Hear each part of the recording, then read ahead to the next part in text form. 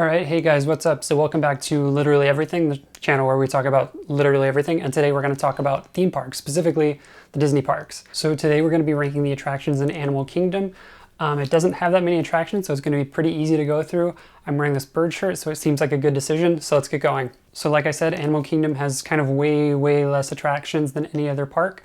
There are only 12, so let's get it started off at number 12 with the Wildlife Express train. This probably isn't much of a surprise to anybody.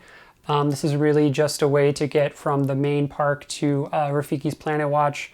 There's not really much to look at, much to do. It's just kind of a way to get from one place to another place that you need to go. And that's kind of why it's at 12. I don't really have much more to say other than that. And at number 11, lucky to not be in last place, is Triceratops Spin. Primeval World would be down here too if it were still there, but it's not. All of Dino Land, kind of not shockingly, I just don't love. I don't love these like off-the-shelf rides that they just kind of, this one's not even Disney themed, it's just dinosaurs. And they already have these same exact rides in every other park. There's really no reason to do this one. You might as well, otherwise you could ride Dumbo or the Magic Carpets, or you could ride the Astro Orbiters and you'd be in a spaceship. There's really nothing about this that has anything interesting about it. A lot of the other ones have more history even. And hopefully it won't be there for very much longer. And kicking off the top 10 is Feathered Friends in Flight. This used to be up themed, but it is no longer. It would probably be in the same spot if it were still up, but at least up adds some kind of interesting IP. I just don't love birds, so I don't love bird shows. I just don't, there's nothing about that seems interesting to me. And I don't know that many people that love birds. So it's cool that they have it. Obviously, Animal Kingdom is about animals. They should focus on all animals. It's just not something that's for me or really anybody that I typically go to Disney with, so I just don't usually do it. But if you love this show, if you love birds, good for you. Probably higher on your list, but on mine at least, towards the bottom. And number 9, this might be kind of a shock for some people. I know a lot of people don't like this ride, but I also, on every list I see, people have this so high. And I don't think it would be that high at any other park, but I just think it's a weird ride that people, at least a certain group of people, love so much, and that's Dinosaur. I remember being excited for this ride. I used to always see the short before Tarzan. That was like, I think before they decided the dinosaurs should talk. I would always watch that, and I loved it, and I didn't realize it was a bigger movie until years later, and then I watched it, and I think I watched it once and never watched it again. But I was still excited for this ride. And it's just not good. And that's not even comparing it. Obviously, this is the exact same ride style and I think layout to Indiana Jones Adventure at Disneyland. And that's not even comparing it to that. I think just on its own, it doesn't stand up. The effects are kind of terrible. It's like a half a step, maybe one full step above like a carnival ride. The animatronics are not interesting. There's a lot of like just static figures that they just kind of do some strobe lights you go by really quickly to try to make it seem like there's motion. And then when you do get up close to some of the bigger, more like scary ones, they're just not good. And like, I remember there's one moment where you stop and there's like a giant, I forget what he's called, a Carnosaurus or something. He's like right next to you, like coming at you. But it's just, they don't even use anything to obscure that not all of him is there. He's like the shoulders up, like you see like his tiny arms and his head, but there's just nothing else there. And you're like stuck there for like a few seconds, so you can just see. And I remember the first time I rode it, just being so confused about like, why are they not trying to hide this? This looks terrible.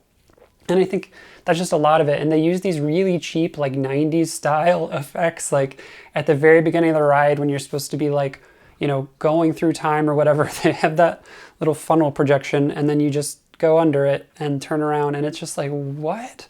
And the story is just like chaos. There's the whole thing with you scanning dinosaurs, but it's not really clear. I don't know. It never really seems like we pick up the iguanodon to me. And I know that's a small complaint, especially compared to the other ones. I just do not really like anything about this ride. Even with no line, I still don't think it's really worth it. I mean, if you've never done it before and you just want to knock it out, go for it. But for me, it's not anything that you would ever need to ride a second time.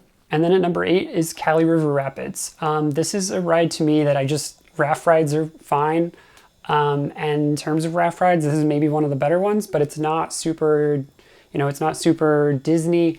It's not super unique. It's just kind of, it's like on a hot day, maybe a little nice, but it's things like this remind me of rides that you could ride at like Six Flags or really any other amusement park. They're going to have some kind of raft ride.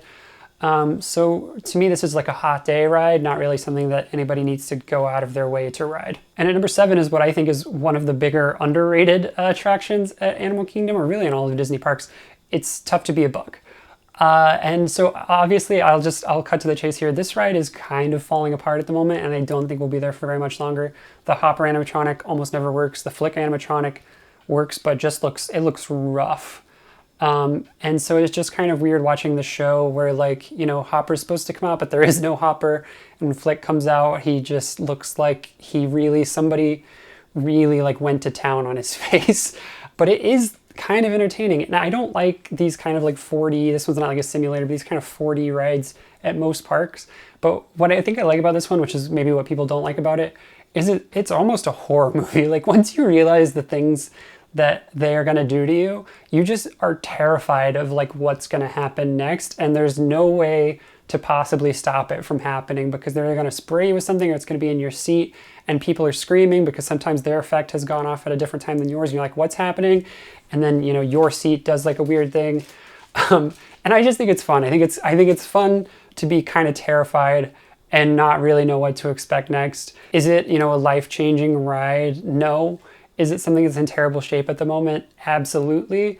But I just think it's kind of fun, and people hate on it, and I don't think it deserves that much hate. But there's something about it that I really enjoy riding it. The queue has a lot of fun little kind of posters. I just have a good time on it. And number 6, this is a ride that people kind of hate on, and really deservedly so, but it's Navi River Journey. This is just a really, really underwhelming ride. I think it was supposed to be something kind of different and more exciting, and there were some budget cuts because Pandora had gone over budget. But I still think you should find a way, even with budget cuts, to make a ride exciting. And this one really just, not only is it not exciting, it's just not interesting. You know, some of the scenes are kind of pretty or like interesting for a second, but it's really just a slow moving water ride where you look at a lot of screens until at the end you get to see the shaman animatronic. And that is really cool. And that's why it's this high on the list. But that's right at the very end, and everything before that, you're just kind of like looking around, waiting for the rest of the ride to start.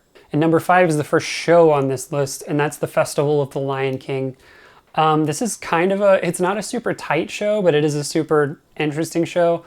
They've got some cool, like, kind of, I'm just gonna call them floats. They look like parade floats that they bring out, so you get to see some of the characters. You know, Timon and Pumbaa move around. They've got some interesting like gymnastics and stuff. But like I said, it's not super tight. They kind of go kind of all over the place with what they're doing and the story they're telling, and like if it's interesting or if it's kind of a dull moment. But it is kind of fun. It's worth seeing if you're at Animal Kingdom. And number 4 is the other big show at Animal Kingdom. This is Finding Nemo, The Big Blue and Beyond. This is a reworked version of a show that had existed before COVID. And unfortunately for them, they cut a song that ended up going pretty viral on TikTok within that time. And now it's just weird to watch it because the song that everybody knows is kind of only sung in very short little snippets. But the rest of the show is actually pretty interesting. They've changed kind of the point of view and how they do some of the scenes since before COVID. But I think it's pretty fun. There are some really good songs in it. I know, obviously, Big Blue World is a big one that's also in the seas with Nemo and Friends at Epcot. And then I don't remember what it's called, but the Crush song and the Crush puppet, that's really cool. There's some really cool puppets. If you're going to see one of the shows, this is the one I think you should see.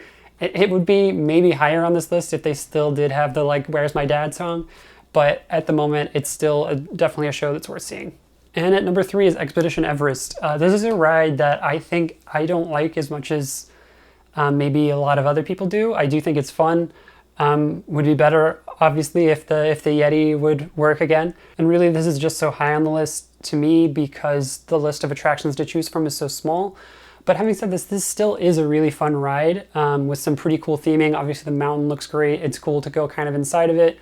The whole point where you go up and the track is broken, you go backwards, that's fun. I think my problem with it is just there is that one track switch. There's another track switch later. And I feel like the track switches just kind of break up the momentum of the ride, so it never gets too exciting before you stop again and then do a track switch. And I just kind of wish there was a better pace to it, I think. And number 2 is Kilimanjaro Safari. So is this something you can do at some other, the San Diego Zoo, or I think even Six Flags Great Adventure has a safari? Yeah. But this is, I would say, one of the better ones. It's just super cool to have a Disney park where you can ride rides, but then also go get on this kind of big truck thing that drives you around. You get to get super close to the animals, and some of the vantage points aren't always great because just for the health of the animals, they always have them kind of places that they can hide. But it's just really, really cool to get so close, and their habitats are so well built into everything that it looks like they really could wander off and go anywhere, even if most of them can't.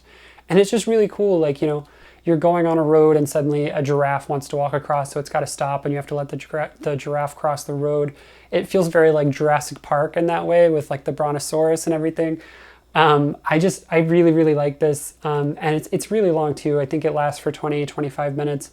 So it's just a really cool way to see some animals up close. And then number one, the best ride in the park. I don't think this is a surprise to anybody. This is Avatar Flight of Passage. This queue, first of all, is great. Like, maybe if you've never been to Animal Kingdom before and you see photos of Pandora, I think you really don't realize that you get to go inside of all of that to ride this ride. So it's just really cool the first time that you do it, where you kind of walk in, you're getting so close to everything and seeing all the detail of this huge structure. And you go inside and you're in this cave, and there are all these like finger painting kind of things. And you end up in a lab with obviously the floating animatronic. And if I ride this, I always rope drop it, so I don't spend a lot of time in the queue. I'm sure there's a lot of things that I've missed. But this line does get pretty long because it's super popular. And I think that line is probably the biggest knock against this ride, but that's also not really the ride's fault. This is, I would say, probably the only true e-ticket attraction at this park. So obviously that's the one people are going to want to go on. It's not, I don't think it's as innovative as some of the newest rides, but it still does have longer lines than a lot of them. Just because it's in a park that really doesn't have that much else to do in terms of attractions. But this is probably the best simulator in the world, at least that I've been on. It's just super cool you sit on your no, they're not called banshees, what are they called? And it breathes like it's a real animal, and the screen is just so wide, and you can just kind of forget that there's even anybody else around you. And it's just, I don't really care about Avatar at all, but it's like weirdly moving in a way, like you almost like not cry, but kind of, you get a little teary-eyed the first time you do it, because you're like, oh my God, like this is beautiful. Just like all the stuff that there is, all the effects there are with the water and the movement of everything is just so perfect. This is something that I think it's earned its reputation. There are people that love Avatar. I feel like, at least in my world, there are a lot more people that don't love Avatar, but they still love this ride because it's just that good of a ride. And so that's my ranking of all attractions at Animal Kingdom. If you agree with me, let me know. If you don't agree with me, let me know. I'd love to hear what you guys have to say. And if you liked what you saw, feel free to like and subscribe.